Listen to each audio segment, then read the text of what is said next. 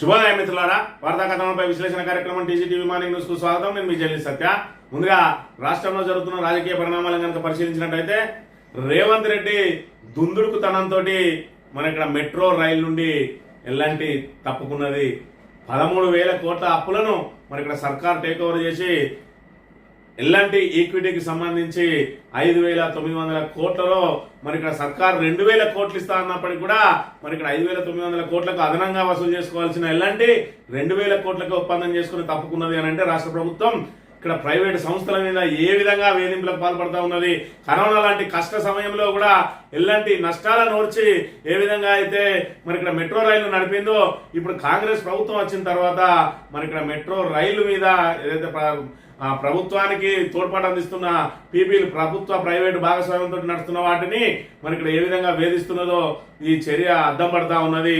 మరి అందులో భాగంగా మెట్రో రైలు విస్తరణ ఏదైతే ఫేజ్ 1 మరి ఇక్కడ కేసీఆర్ హయాంలో ప్రారంభం కాగా ఫేజ్ 2 ఫేజ్ 3 లకు కూడా అనుమతి కావాలంటే కేంద్రం ఎల్ఎన్టీ తోటి ఏదైతే ప్రస్తుతం నడిపిస్తున్న సంస్థతోటి ఒప్పందం చేసుకోవాలని చెప్పి ప్రభుత్వానికి సూచించడంతో ఇదే అదనుగా భావించిన ఎల్ఎన్టీ సంస్థ అందులో నుంచి తప్పుకోవడానికి మరి ఇక్కడ సుముఖత చూపెట్టింది. మేము 2వ ఫేజ్ 3వ ఫేజ్ను నడిపించలేము, ఎందుకంటే మరి జన సంచారం ఉండే అటువంటి ఏదైతే ఎయిర్పోర్టు మెట్రోను రద్దు చేసి మరి ఇక్కడ జన సంచారం వస్తుందో రాదో తెలియని మరి ఫ్యూచర్ సిటీకి మీరు రైలు మార్గం వేస్తే ఆ ఖర్చంతా మేము భరించి ఆ నష్టాలను మేము భరించలేమని చెప్పి దాన్ని సాగ్గా చూపించి తప్పుకున్నది. ఇప్పటికే ఆర్థిక భారంతో ఉన్నటువంటి మరి ఇక్కడ రాష్ట్ర ప్రభుత్వం ఈ 13,000 కోట్ల అప్పును మీదేసుకుని ఉల్టా 2,000 కోట్లు మరి ఇక్కడ ఎల్ఎన్టీకి చెల్లించి ఇవాళ ప్రభుత్వం టేక్ ఓవర్ చేసి రెండో దశ 3వ దశ పూర్తి చేయగలుగుతుందా అంటే రేవంత్ రెడ్డి దుందుడుకు చర్యలు ఏ విధంగా ఉన్నాయి. అదేవిధంగా కాళేశ్వరానికి సంబంధించి కాళేశ్వరం ప్రాజెక్టు నిర్మాణ సంస్థ కూడా ఎల్ఎన్టీయే మరి ఇక్కడ లేనిపోని అపవాదులన్నీ దానికి మూటగట్టడంతో సంస్థ ఆగ్రహించింది. మరి ఇక్కడ ఏదైతే ఇంటర్నేషనల్ వ్యాప్తంగా లక్షల కోట్ల పెట్టుబడులతోటి మరి ఇక్కడ కాంట్రాక్టులు అదేవిధంగా పీపీపీ మరి కాంట్రాక్టులు చేస్తున్నది ప్రభుత్వ ప్రైవేట్ భాగస్వామ్యంతో అనేక సంస్థలు నడిపిస్తున్నటువంటి ఎల్ఎన్టీ మరి ఇక్కడ తెలంగాణ నుంచి తప్పుకున్నది అని అంటే ఈ ప్రభుత్వ అసమర్థత, ప్రభుత్వ వైఫల్యమే కారణం, రేవంత్ రెడ్డి దుందుడుకు చర్యలే కారణం అని చెప్పి నిపుణులు చెప్తున్న పరిస్థితిని కూడా మనం ఇక్కడ ప్రధానంగా గమనించవచ్చు. ఇక మరోవైపు చూసుకున్నట్టయితే గర్వాపసి ప్రారంభమైంది. బీఆర్ఎస్ పూర్వ వైభవానికి మరి ఇక్కడ ఏదైతే మిగతా వాళ్ళందరూ కూడా ఎవరైతే బీఆర్ఎస్ ను వీడి వెళ్ళిందో వాళ్ళందరూ కూడా ఒక్కొక్కరుగా బీఆర్ఎస్ గూటికి చేరుకుంటున్న పరిస్థితి మనం ఇక్కడ ప్రధానంగా గమనించవచ్చు. ఏదైతే కాంగ్రెస్ వచ్చిన తర్వాత వివిధ కారణాలతోటి చేరిన వాళ్ళలో ముఖ్యంగా మరి ఇక్కడ కోనేరు కోనప్ప కూడా కాగజ్నగర్ నియోజకవర్గం నుంచి కాంగ్రెస్ పార్టీ జరిగిందో కాంగ్రెస్ కు ఇప్పటికే గుడ్ బై చెప్పిండు.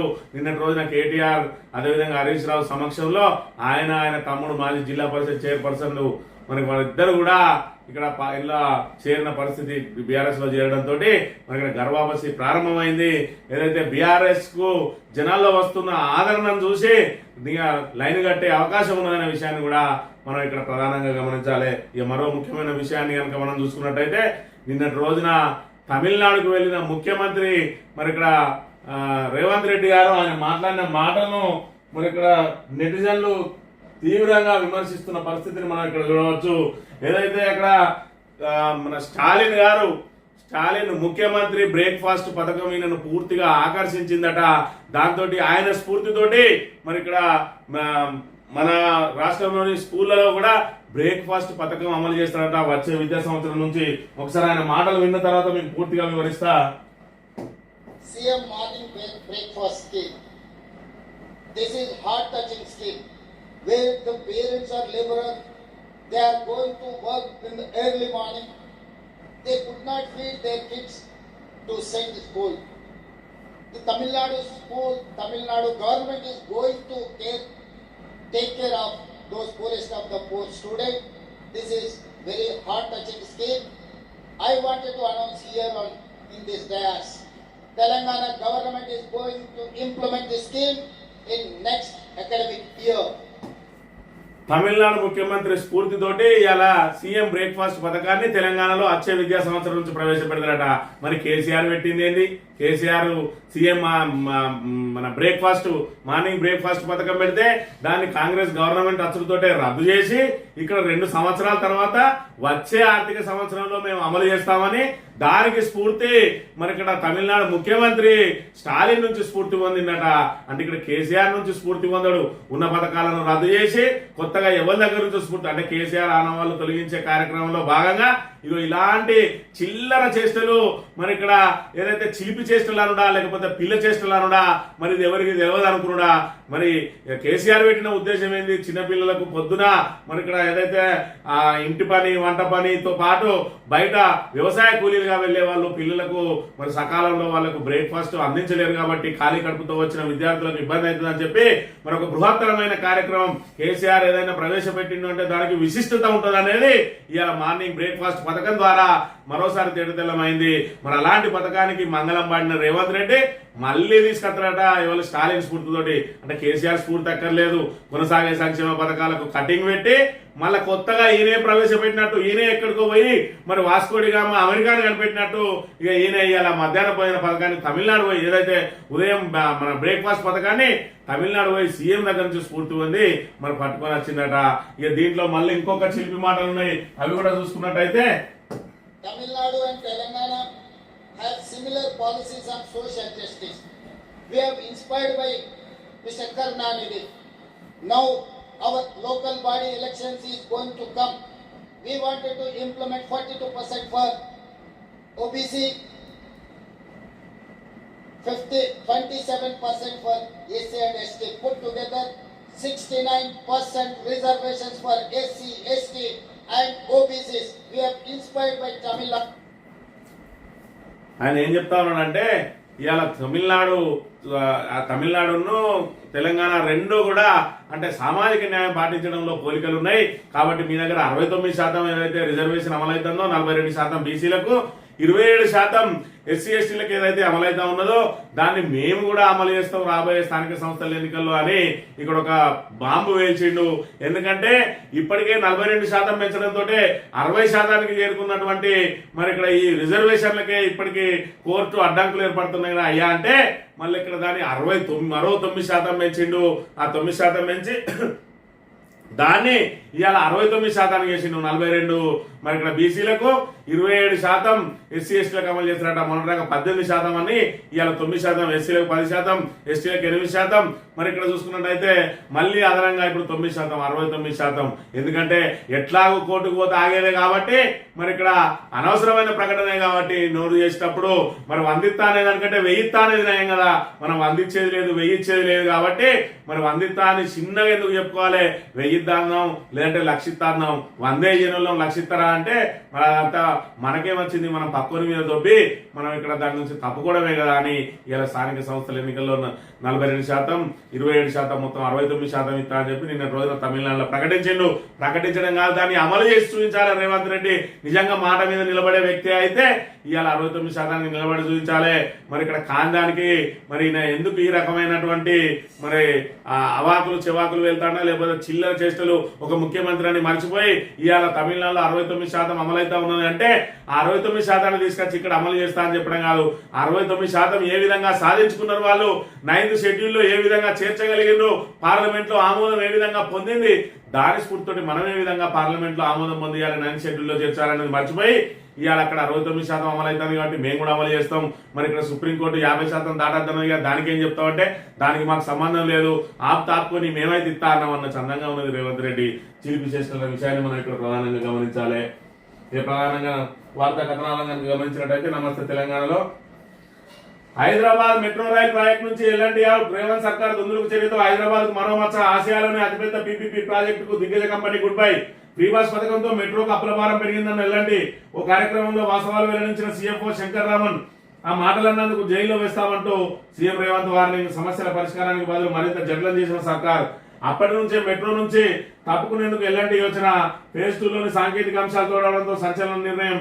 5,900 కోట్లు డిమాండ్ చేసి 2,000 కోట్లకి ఒప్పుకున్న కంపెనీ జేబులో చిల్లిగవ్వలేదన్న సర్కార్ మెట్రో భారం మోయగలదా, నెలకు 600 కోట్లు లోటు ఉండే సంస్థను సొంతంగా నడపగలదా అంటే మరి ఇక్కడ నడపగలదా ఈ విషయాన్ని మనం ఒకసారి ఆలోచన చేసుకోవాలి. ఇలా దిగ్గజ కంపెనీ అయినటువంటి ఎల్ఎన్టీ మెట్రో రైలు నుంచి ఎందుకు తప్పుకుంటా ఉన్నది? ఇవాళ ఏదైతే ఆ ఫేజ్ 1 లో లాస్ వచ్చినా కూడా ప్రభుత్వం సహకారంతో, కేసీఆర్ ప్రభుత్వ సహకారంతో 2017లో మరి ఇక్కడ మెట్రో రైలు సేవలు ప్రారంభమైనాయి. మరి అప్పటికే నిర్మాణం పూర్తి చేసుకుని 2017లో మరి ఇక్కడ మెట్రో రైలు సేవలు ప్రారంభమైతే ఆ మెట్రో రైలు మరి ఇక్కడ ఇది కరోనా లాంటి కష్ట సమయంలో కూడా నడిపించడానికి కేసీఆర్ ప్రభుత్వం సహకారం అందించింది.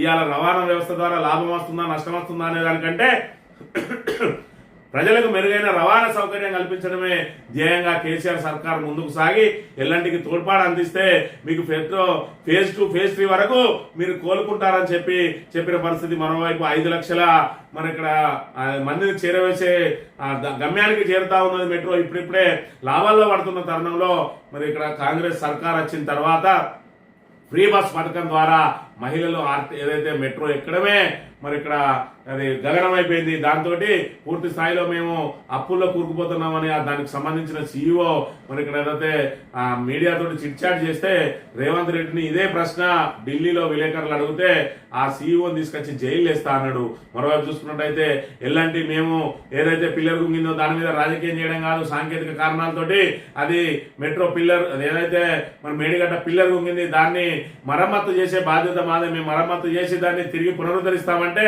వాళ్ళని మరమ్మత్తు చేయనీయకుండా వాళ్ళ మీద బురద జల్లి మరి ఇక్కడ ప్రపంచ దిగ్గజ సంస్థ అయినటువంటి ఎల్ఎన్టీ మీద బురద జల్లి ఇవాళ మేడిగడ్డ కూలింది, కాళేశ్వరం మరి నిరర్ధకమైంది అని అంటే ఇవాళ ఎల్ఎన్టీ ప్రాజెక్టు ప్రతిష్ట పూర్తిగా దెబ్బతింటా ఉన్నది.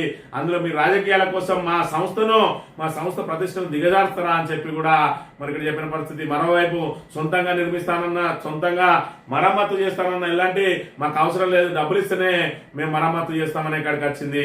మరి వీటన్నిటిని రాష్ట్ర ప్రభుత్వంతో మరి ఇక్కడ ఈ ఎల్ఎన్టీ సంస్థకు అంటే ఈ దిగ్గజ సంస్థలతోటి ఏదైతే దుందుడుకుతనంతో రేవంత్ రెడ్డి వ్యవహరిస్తా ఉన్నారో వాళ్ళు కూడా అదే మరి రీతిలో స్పందిస్తా ఉన్నారు. దాంతో మరి 5,900 కోట్లు అలా ఈక్విటీ రావాల్సి ఉన్నా కూడా 3,900 కోట్లను వదులుకొనైనా కూడా 2,000 కోట్లకి ఒప్పందం చేసుకుని ఎట్లా నడిపించుకొని మీరు మెట్రో అని చెప్పి సంస్థ వదిలేసింది.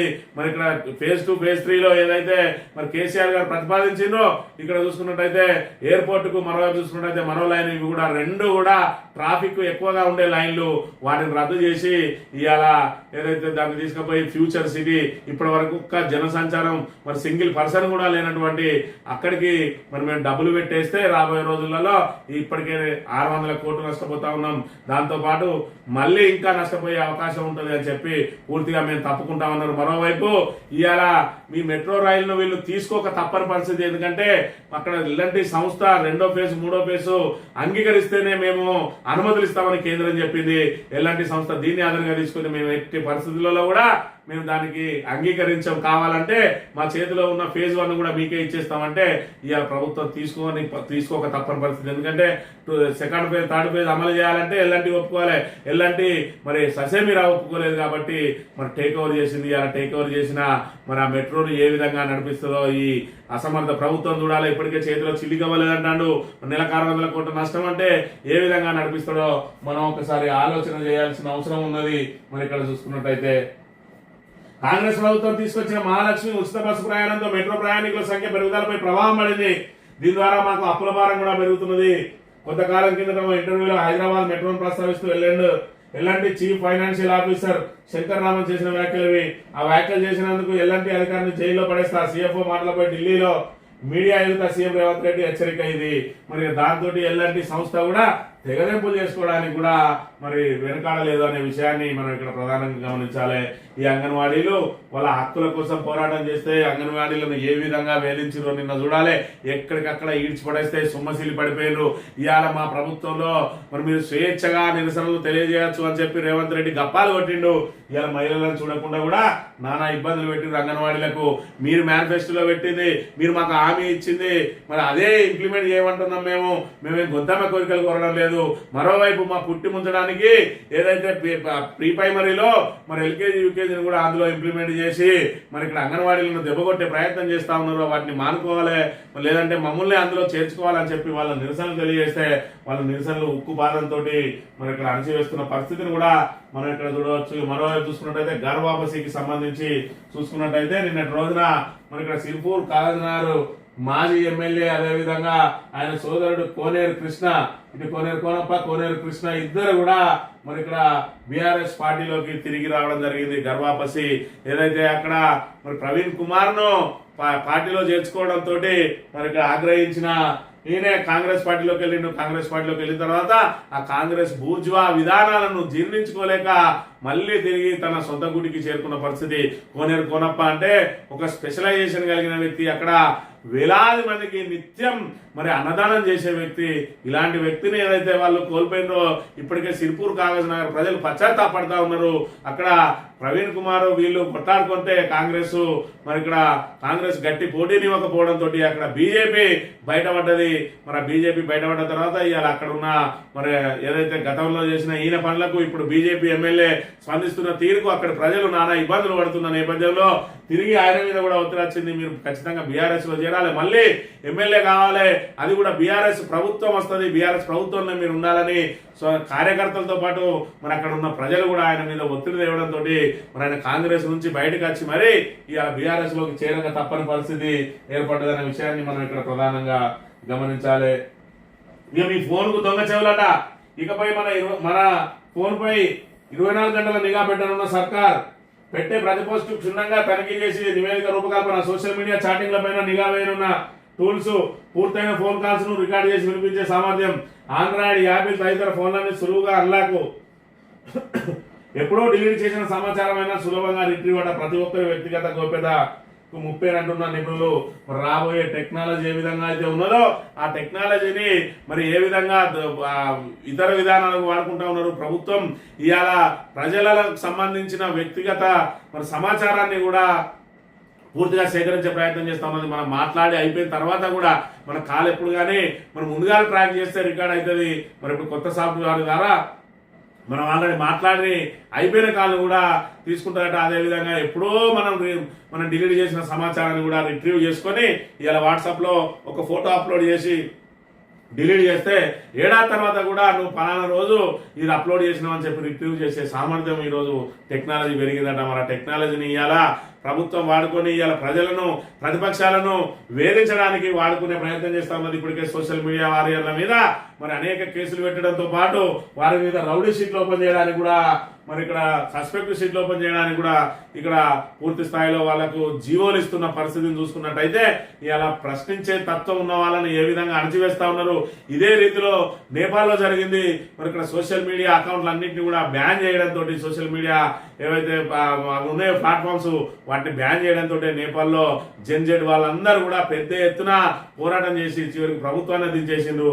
ఈ విధంగా తెలంగాణ ప్రభుత్వం కూడా సోషల్ మీడియాను అరికట్టడానికి ఈ రకంగా ఎత్తుగడలు చేస్తే మరి ఖచ్చితంగా మరి జెన్జెడ్ ఇక్కడ కూడా తిరగబడే అవకాశం ఉంటుందనే విషయాన్ని కూడా మనం గమనించాలి.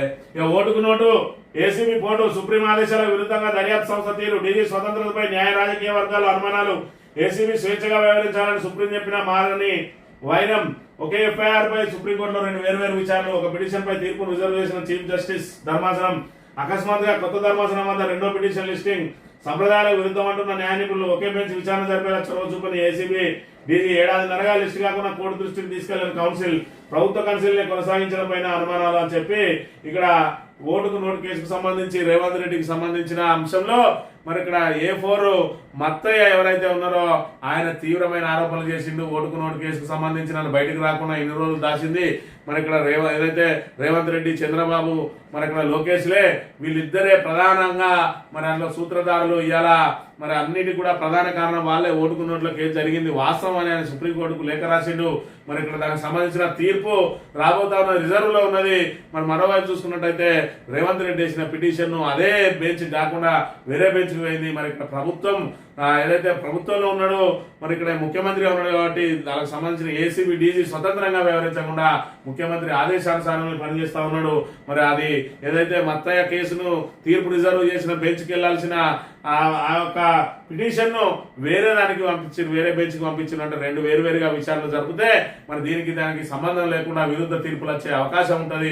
మరోవైపు 1.5 సంవత్సరం నుంచి లిస్టింగ్ కాకుండా కూడా ఏసీబీ, డీజీ పట్టించుకోలేదు అని చెప్పి ఇక్కడ ప్రధానంగా చెప్తున్న పరిస్థితి. ఇక పేదల భూములే టార్గెట్, బక్క రైతుల భూముల్లో ప్రభుత్వ ప్రాజెక్టులు. నిన్న ఎనకపల్లి, పెద్ద మంగళారం, తాజాగా మేడిపల్లి. అధికారంలోకి వచ్చిన వచ్చింది మొదలు కాంగ్రెస్ ప్రభుత్వం పేదలపై పంజాబ్ విసురుతున్నది. ఒకవైపు హైదరాబాద్ లో నిరుపేదలను కూల్చివేస్తున్న రేవంత్ రెడ్డి సర్కార్, మరోవైపు శివారు ప్రాంతాల్లో నిరుపేద రైతులకు చెందిన అసైన్ భూములను బలవంతంగా గుంజుకుంటున్నది. సన్న చిన్నకారు రైతుల అసైన్ భూముల లక్ష్యం హైదరాబాద్ శివారు భూముల సేకరణపైన దృష్టి. భూముల సర్వే చేసేందుకు వచ్చిన ప్రైవేట్ సర్వేయర్లు సేకరణ ఎందుకో తమకు తెలియదని తెల్లముఖం రైతులు అడ్డుకోవడంతో వెనక్కి తగ్గిన అధికారులు అని చెప్పి మరి ఇక్కడ చూసుకున్నట్టయితే పూర్తి స్థాయిలో మరి ప్రభుత్వం భూములు సేకరిస్తూనే ఉన్నది. ఆ పచ్చే పరిశ్రమలు ఏంటియో ఎక్కడ వస్తాయో మారుమూల పల్లెల్లో సైతం భూములు సేకరిస్తా ఉన్నది. ఇవాళ రత్నాపూర్లో 200లకు పైగా ఎకరాలు మరి ఇక్కడ భూసేకరణ చేయబోతా ఉన్నది. మరి ఎందుకయ్యా ఈ భూములు ఏ పరిశ్రమ వస్తుంది అంటే ఏ పరిశ్రమ వస్తుందో వాళ్ళకే తెలియని పరిస్థితి. మరోవైపు చూసుకున్నట్టయితే ఇక్కడ మంత్రి నియోజకవర్గంలో శ్రీధర్ బాబు ఏరియాలో ఇవాళ పుట్టపాక దగ్గర గ్రీన్ఫీల్డ్ హైవే కోసం భూసేకరణ చేస్తూ మరి వాళ్లకు నష్టపరిహారం చెల్లించకుండానే దౌర్జన్యంగా వాళ్ళ ఇల్లు కూల్చేయడానికి జేసీబీలు పట్టుకొని వస్తున్న దుస్థితి ఇవాళ మంత్రి నియోజకవర్గంలో నెలకొన్నదనే విషయాన్ని మనం ఇక్కడ చూడాలి. కలెక్టర్ తీర్పు క్షమానం కాదు, ఆయన చర్యలు విస్మయంకరం, దిగ్భ్రాంతికరం, చట్టాలపై గౌరవం లేదు, కోర్టులంటే లెక్కలేదు, ఇలాంటి వారిని వదిలేస్తే పాలనలో అశాంతి, ఈ తప్పుడు చర్యలను అదుపు చేయాల్సిందే. సిరిసిల్ల కలెక్టర్ సందీప్ పై హైకోర్టు నిప్పులు, చర్యలకు ఆదేశాలు ఇవ్వాలని ఉంది కానీ మళ్లీ తప్పులు చేయకుండా మందలించండి అని సిఎస్ కు న్యాయమూర్తి ఆదేశం. సిరిసిల్ల కలెక్టర్ ఆయన దుందుడుకు చర్యలు ఏ విధంగా ఉన్నాయో మనం చూస్తూనే ఉన్నాం. ఆయన కాంగ్రెస్ పార్టీ కండువా కప్పుకొని పనిచేస్తున్నట్టుగా ఉన్నాడు. కేటీఆర్ పేరు పెట్టుకుని టీ స్టాల్ పెడితే డబ్బకు డబ్బా లేకపోయిండు. మరి ఇక్కడ పాల కేంద్రాలకు పూర్తి స్థాయిలో మరి అక్కడ రైతులకు రావాల్సిన వాటిని రద్దు చేసి రైతులను ఆ పాల కేంద్రాన్ని మూసేసే ప్రయత్నం చేసిండు. అనేక బీఆర్ఎస్ వ్యతిరేక కార్యకలాపాలకు పాల్పడుతూ మరి ఇక్కడ కాంగ్రెస్ కార్యకర్తలుగా వ్యవహరిస్తా ఉన్నాడు. మరోవైపు మిడ్ మానేర్లో ఏదైతే నిర్వాసితులకు డబ్బులు చెల్లించాలంటే ఉల్టా మరి కోర్టు ఆదేశాలను ధిక్కరించి ఆమె మీద కేసు నమోదు చేయించిండు. ప్రైవేట్ గా పోలీస్ స్టేషన్ లో కేసు నమోదు చేయించిండు. వీటన్నింటినీ సీరియస్ గా తీసుకుని ఆఖరికి 2 గంటల పాటు నిలబెట్టినా ఇంకా కూడా కలెక్టర్ లో మార్పు రావడం లేదని చెప్పి నిన్నటి రోజున ఆయనని ఈసడించింది హైకోర్టు. పూర్తి స్థాయిలో చర్యలు చేపట్టాలని ఉన్నది కానీ ఒక ఐఏఎస్ మీద చర్యలు తీసుకుంటే మరి ఇక్కడ ఏదైతే ఆ వ్యవస్థ మీదనే నమ్మకం పోతే ప్రజలకు ఆయనను మీరే మందలించండి అని సీఎస్ తప్ప చెప్పిన పరిస్థితి కూడా మనం చూడవచ్చు. సాక్షి తిరుపతి విషయానికి వస్తే సర్కార్ వారి మెట్రో మరి ఇక్కడ సర్కార్ వారి మెట్రో కాకపోతే ఇక మరి సర్కారు హ్యాండ్ ఓవర్ చేసుకోక తప్పని పరిస్థితి నెలకొన్నది. ఇవాళ అప్పుల భారం మోయలేకపోతున్నాం అని చెప్పి పదే పదే చెప్పే రేవంత్ రెడ్డి ఇప్పటికే మరి ఇక్కడ వార్షిక సంవత్సరంలో తీసుకోవాల్సిన అప్పులన్నీ 6 నెలల్లోనే తీసుకున్నాడు. మళ్ళీ అదనంగా ఈ 13,000 కోట్లు, ఈ 2,000 కోట్లు, 15,000 కోట్లు సర్కారు మీద భారం కాబోతా ఉన్నది. అదేవిధంగా ప్రతి నెల 600 కోట్లు. మరోవైపు చూసుకున్నట్టయితే 2వ దశ నిర్మాణం, 3వ దశ నిర్మాణానికి మరి దానికి ఒక 10-15,000 కోట్ల రూపాయలు వెచ్చించాల్సి వస్తుంది. మరి ఇవన్నింటినీ చేతిలో చిల్లిగవలేని రేవంత్ రెడ్డి మరి తెస్తాడా పీపీపీ కింద మళ్ళీ ఎవరికన్నా తీసుకొచ్చి దీన్ని అండగడతాడా చూడాలి. తెలంగాణలో సీఎం బ్రేక్ఫాస్ట్ అట. మరి తెలంగాణలో సీఎం బ్రేక్ఫాస్ట్ తొలగించింది ఎవరు, ఇప్పుడు మళ్ళీ కొత్తగా తీసుకొచ్చేది ఎవరు? మరి అన్నపూర్ణ క్యాంటీన్లు అని చెప్పి జిహెచ్ఎంసీలో 5 రూపాయలకే భోజనం పెడితే రేవంత్ రెడ్డి రాగానే బంద్ చేసిండు. బంద్ చేసి మళ్ళీ కొత్తగా ఇందిరమ్మ క్యాంటీన్లు అని చెప్పి తెలిసిండు. ఏదైనా ఒక ప్రభుత్వం ఒక పథకం ప్రవేశపెడితే దాన్ని కొనసాగిస్తావా లేకపోతే వదిలేస్తావా అన్నట్టు ఉండాలి. కానీ దాన్ని మూసేసి కొత్త పేరు పెట్టి మళ్ళీ తెరవడం అనేది రేవంత్ రెడ్డి తోటే ప్రారంభమైంది. గతంలో చూసుకున్నట్టయితే రాజీవ్ ఆరోగ్యశ్రీ మరి అది బృహత్తరమైన పథకం, అది రాజశేఖర రెడ్డి ప్రవేశపెట్టిండు. ఆయన దాన్ని యథావిధిగా మేము కొనసాగిస్తామని చెప్పి కేసీఆర్ చెప్పిండు. అదే విధంగా మరి ఫీజు రియంబర్స్మెంట్ పథకం దీని ద్వారా అనేక మంది పేదలు ఉన్నత విద్య అభ్యసించడానికి అది మార్గం చూపెట్టింది కాబట్టి దాన్ని కూడా మేము యథావిధిగా కొనసాగిస్తామన్నారు.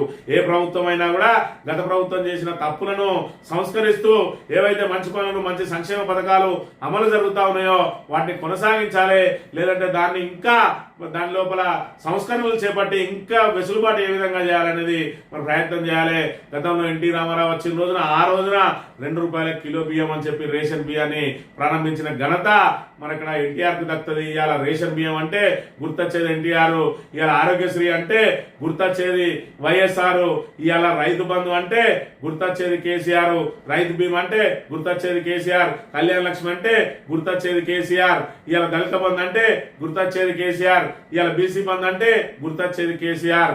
ఇట్లా కేసీఆర్ కిట్టు, ఇవాళ మధ్యాహ్నం ఏదైతే ఆ బ్రేక్ఫాస్ట్ పథకం, ఇలాంటి అనేక పథకాలను ప్రవేశపెట్టి సంక్షేమ పథకాలను అమలు చేసి ఇవాళ పెన్షన్ 200 ఉన్న పెన్షన్ 2,000 చేస్తే 4,000 చేస్తా అని ఆశ పెట్టి గోసం వచ్చుకుంటున్న రేవంత్ రెడ్డి ఉన్న పథకాలను రద్దు చేసి 3 ఏళ్ల తర్వాత మళ్ళీ నేను కొత్త పథకం తెచ్చినా అని చెప్పి ప్రజలను ఏమార్చే ప్రయత్నం చేయడం మరి ఎంతవరకు సమంజసమో ఆలోచన చేయాలి. జ్యోతి విషయానికి వస్తే సర్కార్ చేతికి మెట్రో అట. సర్కారే కట్టుకోవచ్చు, ఏమున్నది, అది సర్కారు మెడకు గుదిబండ కావద్దని చెప్పి పీపీపీపీ ద్వారా మరి ఇక్కడ ప్రైవేటు ప్రభుత్వ ప్రైవేటు భాగస్వామ్యం ద్వారా ఇవాళ తీసుకొచ్చిన దీన్ని ఇవాళ ప్రభుత్వం టేక్ ఓవర్ చేయాల్సిన దుస్థితి నెలకొన్నది అని అంటే అది సర్కారు వైఫల్యం, సర్కారు దుందుడుతనం. రేవంత్ రెడ్డి మరి ఇక్కడ ఏదైతే మాట దూరడం దుస్థానంతో ఇవాళ సర్కారు మెడకు పడ్డది. సర్కారు చేతికి మెట్రో కాదు, సర్కారు మెడకు పడ్డ మెట్రో భారం అనే విషయాన్ని మనం ఇక్కడ గమనించాలి. ఈ తాబేదారు పత్రికలు ఏం చెప్తాయంటే ఇవాళ ఎల్లంటి నుంచి మేము స్వాధీనం చేసుకున్నాం, ఇవాళ ఒక విజయం సాధించడం అన్నట్టు అపజయాలను కూడా విజయాలుగా చూపించే ఈ దుస్థితి ఇవాళ ఈ ఆంధ్ర పత్రికలు ఇవాళ తెలంగాణను ముంచడానికి మరి ఇక్కడ వీటన్నింటినీ కూడా నెత్తిన పెట్టుకుంటున్న పరిస్థితి మనం ఇక్కడ ప్రధానంగా గమనించాలి. ఇక కాళేశ్వరంపై రంగంలోకి సిబిఐ అట. NDSA vigilance enforcement ghost commission దర్యాప్తు నివేదికలు ఇవ్వండి. సిఎస్ కు సిబిఐ అధికారులు లేక నివేదికలు పరిశీలించాకే న్యాయ సలహా మేరకు ప్రాథమిక దర్యాప్తు. ఐఏఎస్ ల పాత్ర ఉన్నందున కేంద్రం అనుమతి తప్పనిసరి. కేసీఆర్ హరీష్ ల కోసం గవర్నర్ అనుమతి. అన్ని వచ్చాకే పూర్తిస్థాయి దర్యాప్తు. ఏది రాకున్నా ఈడోటి మొదలు పెడతాడు. ఆ మొదలు పెట్టి మరి ఇక్కడ కేంద్రం అనుమతి ఇచ్చినప్పుడు సిబిఐ ఇలా ఇంకా ఎంటర్ రంగం అయినట్టు ఒకసారి ఆలోచన చేయాలి.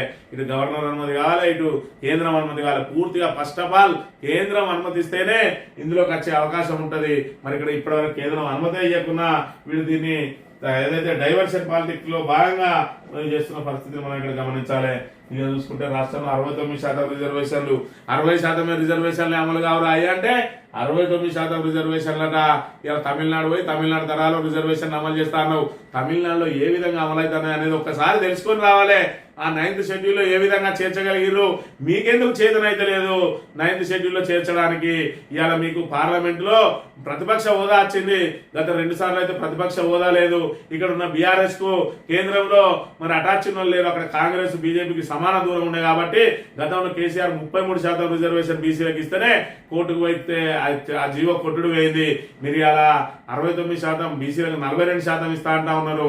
ఆ రోజున 50% దాటిందని ఆపినప్పుడు ఇవాళ మీరు 69% పోయినప్పుడు మరి వాళ్ళు ఆపరా అనే ఒక విషయాన్ని మనం ఇక్కడ ప్రధానంగా గమనించాలి. మరి దీంతో ఏదైతే మరి ఇక్కడ 42% ఇస్తానం అదే తప్పు అయిపోతుంది. మరి తప్పు ఎట్లాగో తప్పే, పూర్తిస్థాయిలో అది అమలు ఎట్లా కాదు కాబట్టి మనం వీళ్ళకు కూడా ఇస్తానం అంటే ఎస్సీ ఎస్టీలకు కూడా మనం ఓన్లీ బీసీలకే మరి పెద్ద ఎత్తున పెంచినమని ఎందుకు ఉండాలి, వీళ్ళకు కూడా మరి పెంచినమని చెప్పుకుందాం. అది వచ్చేది కాదు సచ్చేది కాదని చెప్పి ఇలా 69% పాట ఎత్తుకున్నాడు ఇలా రేవంత్ రెడ్డి. ఇది కూడా ఒక పొలిటికల్ డ్రామా. మరి ఇక్కడ చిలిపి చేష్టలు, చిల్లర చేష్టలు, పిల్ల చేష్టలుగా దీన్ని మనం గుర్తించాల్సిన అవసరం ఉన్నది. ఆలయ భూములకు హైడ్రా రక్షణ. గ్రేటర్ హైదరాబాద్ పరిధిలో భూముల పరిధికి ప్రతిపాదన. హైడ్రా కమిషన్ రంగనాథ్ తో మంత్రి కొండా సురేఖ భేటీ. ఆలయ భూముల కబ్జాలు పరిరక్షణ చర్యలపై చర్చ. త్వరలో సీఎం ముందుకు ఫైల్. ఆమోదం రాగానే రంగంలోకి. రాష్ట్ర వ్యాప్తంగా దేవాదాయ భూముల అన్యాక్రాంత స్వాధీనం కోసం కొనసాగుతున్న ప్రత్యేక డ్రైవ్ అట.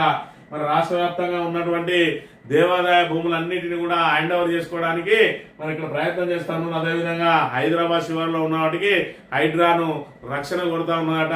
త్వరలో ఆలయ భూములన్నింటినీ కూడా మరి స్వాధీనం చేసుకున్నట్టు. అట్లనే వక్ఫ్ బోర్డు భూములు కూడా అనేకంగా ఉన్నాయి, వాటిని కూడా స్వాధీనం చేసుకోవాల్సిన అవసరం ఉన్నది. ఈనాడు దినపత్రిక విషయానికి వస్తే వీడు కూడా తాబేదార్ పత్రిక. సర్కార్ చేతికి మెట్రో, సర్కార్ చేతికి మెట్రో ఏంటంటే సర్కారే భారం మోయలేక మరి ఇక్కడ పీపీపీ ద్వారా ఏదైతే ప్రభుత్వ ప్రైవేట్ పార్ట్నర్షిప్ ద్వారా మనం చేసుకున్నారు. మరి అలా అది సర్కారు మెడకు గుదిబండగా మారబోతా ఉన్న మెట్రో అనాలి. కానీ సర్కార్ చేతికి మెట్రో రావడానికి మనం ఏమన్నా వాళ్ళు సొంతంగా కట్టుకున్న దాన్ని మనం తీసుకుంటామా? మనం ఇచ్చిన దాన్నే వాడు వదిలేస్తా ఉన్నాడు. నాకు అద్దు బాబు ఈ భారం అని చెప్పి వదిలేస్తే ఇవాళ సర్కారు మెడకు చుట్టుకుపోతా ఉన్న పరిస్థితిని వీళ్ళు దీన్ని విజయంగా చూపించే పరిస్థితిని ఇవాళ ఆంధ్ర పత్రికలు ఏ విధంగా విజయంగా చూపిస్తున్నాయో చూడాలి. మెట్రో అనుమతులేవి కేంద్రం వద్ద పెండింగ్ లో లేవు. ఈ విషయంలో రేవంత్ రెడ్డి వ్యవహార శైలి సరిగా లేదు. బారాస కాంగ్రెస్ లకు భాజపా పోగే పట్టుకుంది. తెలంగాణలో ఏడాది 30,000 కోట్లతో రోడ్ల నిర్మాణం. కేంద్ర మంత్రి కిషన్ రెడ్డి అట. మెట్రోకు అనుమతులేవి కేంద్రం వద్ద పెండింగ్ లో లేవు అని చెప్పి మరి ఇక్కడ ఈ కేంద్ర ప్రభుత్వం రాష్ట్ర ప్రభుత్వం ఏం చేస్తా ఉన్నదో దీనికి సంబంధించి ఏ విధంగా మరి ఇక్కడ మన రాష్ట్ర ప్రజలను ఏమారుస్తా ఉన్నారు, రాష్ట్ర ప్రజలకు కేంద్ర ప్రభుత్వం రాష్ట్ర ప్రభుత్వం ఏ విధంగా ద్రోహం చేస్తా ఉన్నది. ఇవాళ తెలంగాణ రాష్ట్ర ప్రయోజనాలను కాపాడే పార్టీ ఏకైక పార్టీ బీఆర్ఎస్ అని చెప్పి ఇవాళ పూర్తిగా తేటతెల్లమైంది. కాబట్టి ప్రజలారా ఎలక్షన్ ఎప్పుడొచ్చినా కూడా కాంగ్రెస్ బీజేపీలను తిప్పికొట్టి ఇవాళ బీఆర్ఎస్ ను మనం సంరక్షించుకుంటేనే తెలంగాణ ప్రాంత ప్రయోజనాలు కాపాడబడతాయి. లేదంటే చూసుకున్నట్టయితే ఇవాళ సంక్షేమ పథకాలు ఏదైతే కొనసాగుతున్న పథకాలని ఆపేసి మళ్ళీ కొత్తగా పేర్లు పెట్టి మళ్ళీ అమలు చేసి మరి ఇక్కడ ఏ విధంగా జరుగుతూ ఉన్నాయి, మరి ఇచ్చిన 6 గ్యారెంటీలకు ఇప్పటి వరకు మరి ఇక్కడ దిక్కు దివానం లేదు. మరి 420 హామీలు ఇచ్చారు, అవి ఎప్పుడు అమలు చేస్తారో దానికి దిక్కు దివానం లేదు. మరోవైపు చూసుకున్నట్టయితే ఇవాళ సంవత్సరం పేరు మీద తీసుకోవాల్సిన అప్పులు 6 నెలల్లోనే తీసుకున్నారు. మిగతా 6 నెలలకు మళ్ళీ అది చేసే అప్పుల భారం ఏ విధంగా ఉంటుంది, దానికి తోడు ఇప్పుడు మెట్రోకు సంబంధించి 15,000 కోట్ల భారం. ఈ రకంగా ఖజానా మీద ఇప్పటికే 2.5 లక్షల కోట్లు దాటిపోయింది. మరి గతంలో చూసుకున్నట్టయితే 3 లక్షల కోట్లు తీసుకున్న బీఆర్ఎస్ ఎంత సంపదను సృష్టించింది, ఇవాళ 2.5 లక్షల కోట్లు తీసుకున్నటువంటి మరి కాంగ్రెస్ ఎంత సంపద సృష్టించింది. అప్పుడు ఎన్ని సంక్షేమ పథకాలు అమలైనాయి, ఇప్పుడు ఎన్ని సంక్షేమ పథకాలు అమలైతా ఉన్నాయి, మరి ఎన్ని ప్రాజెక్టులు కట్టిండ్రు, ఎన్ని ఇన్ఫ్రాస్ట్రక్చర్ డెవలప్ అయింది, ఎన్ని కలెక్టరేట్లు కట్టిండ్రు, ఎన్ని మెడికల్ కాలేజీలు కట్టిండ్రు, ఎన్ని రోడ్లు వేసిర్రు. మరి దీన్ని కూడా బేరేజ్ చేసుకోవాలి. ఇవాళ 2.5 లక్షల కోట్లతోటి ఒక్క కొత్త ఇటుక పెంచలేదు, కొత్త పాలసీ లేదు, కొత్త విధానం లేదు, 6 గ్యారెంటీలు అమలు లేదు, ఏ పెండింగ్ ప్రాజెక్టు పూర్తి కాలేదు.